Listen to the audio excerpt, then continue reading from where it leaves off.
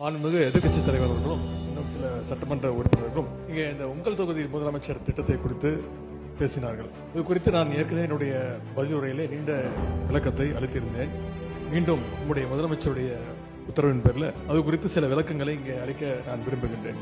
2023-24 நிதியாண்டில் 784 பணிகள் கிட்டத்தட்ட 11,000 கோடி ரூபாய் மதிப்பீட்டில் எடுத்துக் கொள்ளப்பட்டு அவற்றில் இதுவரை 367 பணிகள் நிறைவேற்றப்பட்டுள்ள நிலையில் மீதமுள்ள பணிகள் நடைபெற்று வருகின்றன.